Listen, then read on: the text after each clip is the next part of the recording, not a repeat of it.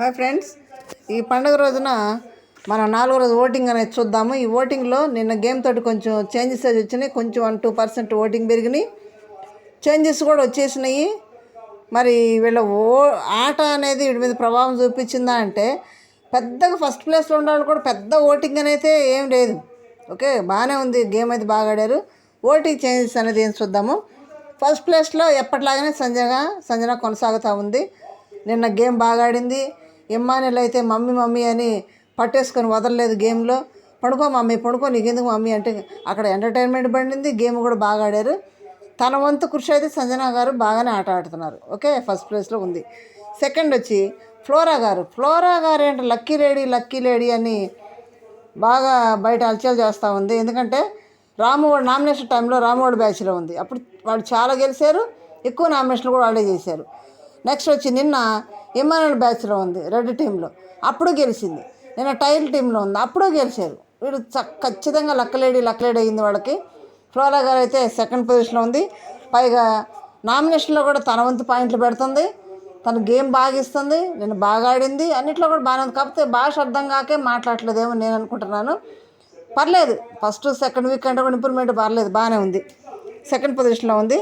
Third వచ్చి దివ్య ఉంది. దివ్య అయితే నిన్న ఆడిందబ్బా, ఏం ఆడిందిలే. హరీష్ గారు దివ్య పోరాడారు అసలు.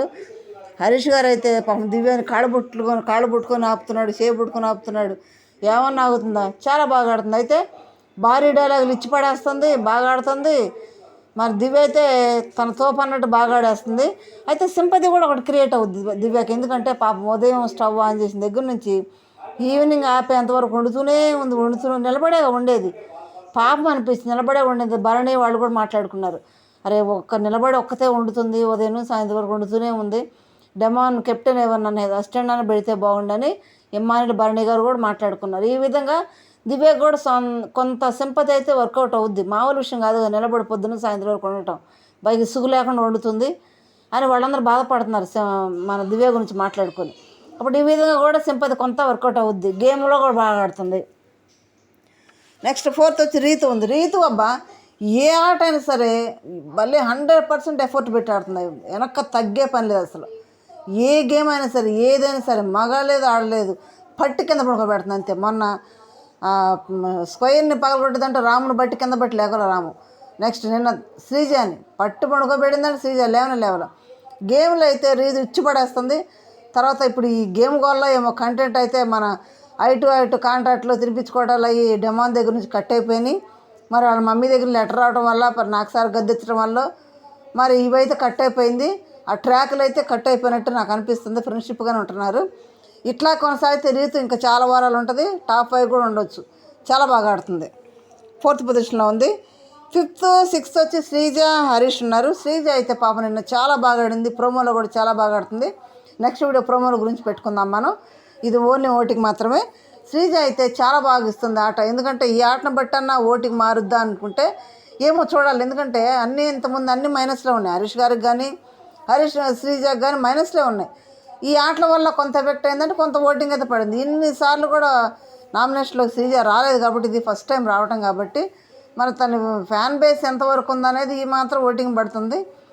మరి అమ్మాయి అయితే శ్రీజ వెళ్తుంది, అబ్బాయి అయితే హరీష్ గారు వెళ్తారు కన్ఫామ్. వీరిద్దరిలో హరీష్ అయితే నిన్న ఆట అయితే ఇచ్చి పడేసాడు. అయితే పవన్ కళ్యాణ్ వయసు అంత, హరీష్ గారి వయసు అంత. హరీష్ గారికి హ్యాట్స్ ఆఫ్ చెప్పాల్సిందే గేమ్లో అయితే, నో డౌట్ దాని గురించి.